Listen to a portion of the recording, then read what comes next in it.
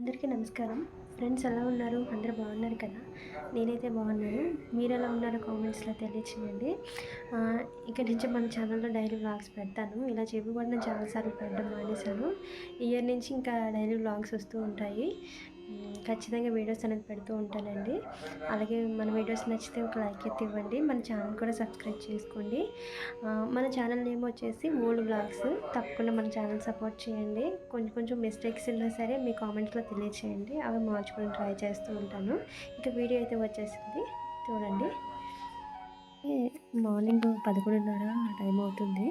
నేను పప్పు అయితే పెట్టాను. ఈరోజు పెసరపప్పు కర్రీ, పెసరపప్పు అండ్ మెంతికూర చేస్తున్నాను. ఈ కాంబినేషన్ అయితే నేను ఎప్పుడూ చేయలేదు. ఇది ఫస్ట్ టైం అన్నమాట. నేనే చేస్తున్నాను ఇవాళ. ఇంకా పప్పు అయితే పెట్టాను. మాకైతే వంటగదిలోని కొంచెం లైట్ ప్రాబ్లమ్ అయింది. ఇంక బయట నుంచే వెలుతురు ఎండొస్తుంది కదా! ఆ వెలుతురులోనే చేసేస్తున్నాను. పర్లేదు లైటింగ్ వస్తది. ఇవాళ అయితే కొంచెం చలి అనేది కొంచెం బాగానే తగ్గినట్టు అనిపిస్తుంది. ఇవాళ చలేమైనా తగ్గిందా కొంచెం అంటున్నాను. ఇక్కడ వెజిటేబుల్స్ ఎండ కూడా ఎక్కువ ప్లస్ ఆకుకూరలు కూడా తీసుకున్నాను. చిన్న కట్టలు కట్టారు కరివేపాకు ఇల్లు. ఇంకో కట్ట తీసుకుంటే కరివేపాకు పొడి చేసుకున్నాను. ఇంకో నాకేమనిపించట్లేదు.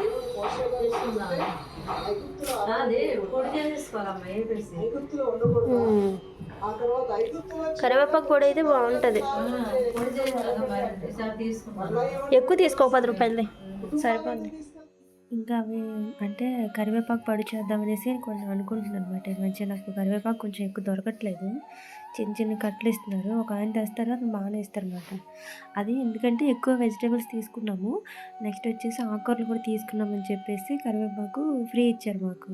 కొంచెం ఎక్కువ తీసుకుంటే పొడి చేసుకుందాము అని చెప్పేసి అమ్మతో అంటున్నాను నేను ఇక్కడ కర్రీకి పప్పు పెట్టేశాను కదా, ఆకుకూర అనేది కొంచెం కట్ చేస్తాను. అది కడుక్కొని నేను పప్పులో వేసేస్తాను అనమాట. మధ్యాహ్నం లంచ్కి వచ్చేసి మాకు పప్పును, నైటు కొత్తిమీర పచ్చడి కూడా ఉంది. కొంచెం ఇంకా అప్పడాలు ఏమైనా వేపుతారమ్మ. నేను ఇంకా వేపను. కర్రీ ఒకటి ప్రిపేర్ చేస్తున్నాను. రైస్ అయితే అయిపోయింది, ఆల్రెడీ చేస్తాను. ఎందుకంటే మార్నింగ్ అన్నయ్య డ్యూటీకి వెళ్ళే ముందు రైస్ తిన్నారు, అందుకే త్వరగా పెట్టేశారు. అందు గురించి ఇంక నేను కర్రీ ఒకటి ప్రిపేర్ చేస్తే సరిపోతుంది అనమాట. ఫ్రెండ్స్, ఇక్కడి నుంచి వ్లాగ్స్ పెడుతూ ఉంటాను. కొంచెం మన ఛానల్ సపోర్ట్ చేయండి. ఇలా చెప్పి పెట్టట్లేదని ఏమనుకోవద్దు. కొన్ని సిచ్యువేషన్స్ వల్ల నేను వీడియోస్ అనేది పోస్ట్ చేయలేదు. ఇంకా ప్రతిసారి ప్రాబ్లం అని చెప్పడం చిరాకుగా అనిపిస్తుంది. ప్రతి ఒక్కరికి ప్రాబ్లమ్స్ ఉంటాయి లైఫ్లోని. అందుకని నేను చెప్పాలనుకోవట్లేదు. అవి పెద్దవేం కాదు, మనం తీర్చుకోగలిగిన ప్రాబ్లమ్సే. ఇక్కడి నుంచి బ్లాగ్స్ అనేది పెడతానండి. మనకి ఈ రోజు నుంచి ఎండ బాగానే అనిపిస్తుంది. ఎండ గట్టిగానే వచ్చింది. మొన్న అంటే గత మనకి చలి స్టార్ట్ అయిన దగ్గర నుంచి అయితే చాలా మాకు చలిగాలులు ఎక్కువ ఉండేవి. బాగా ఇబ్బంది పడేదాన్ని. ఫీవర్ కూడా వచ్చేసింది. న్యూ ఇయర్కి కూడా నేను ఫీవర్తోనే ఉన్నాను. చాలా ఇబ్బంది అయిపోయింది. కానీ ఇవాళ కొంచెం బాగానే అనిపిస్తుంది. మరీ అంత చలిగా అయితే అనిపించలేదు. చూద్దాం, క్లైమేట్ ఏమైనా చేంజ్ అవుతుందేమో ఇవాళ నుంచి. ఇయర్ ఎండలు కూడా ఎక్కువ ఉంటాయేమో అనిపిస్తుంది. మనకి చలి కూడా అంత ఎక్కువగా ఉంది కదా. ఏ ఇయర్ కూడా మాకు వైజాగ్లో అయితే ఇంత చలి అనేది లేదు. నేను ఎప్పుడూ చూడలేదు. ఇన్ని ఇయర్స్లో ఇక్కడ ఉంటున్నాం కానీ మేము ఎప్పుడూ చూడలేదు. దగ్గర 15 సంవత్సరాల నుంచే ఉంటున్నాం కానీ మాకు ఇంత చలి అనేది నాకు అనిపించలేదు. అలాగే మార్నింగ్ బీట్రూట్ రసం ఏమి తాగలేదన్నమాట. అవి కూడా క్యారెట్, బీట్రూట్, టమాటో అనేది అది కూడా కట్ చేస్తున్నాను. మీకు కనిపించలేదు, నా దగ్గర ట్రైపాడ్ అనేది కొంచెం చెప్పాను కదా ఇబ్బంది అవుతుంది అనేసి, ఇంకా పక్కన పెట్టేసి అలా తీస్తున్నాను అంతే.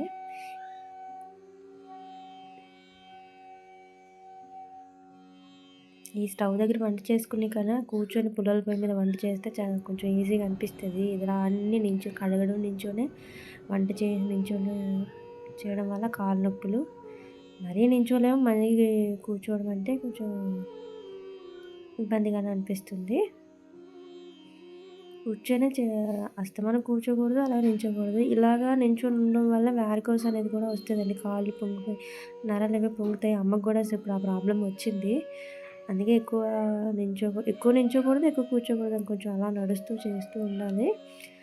ఇక్కడ పప్పు అయితే వేసేసాను. ఆకుకూర, టమాటో అండ్ పచ్చిమిర్చి ఇవన్నీ వేసాను. కారం, ఉప్పు, పసుపు కూడా వేసాను.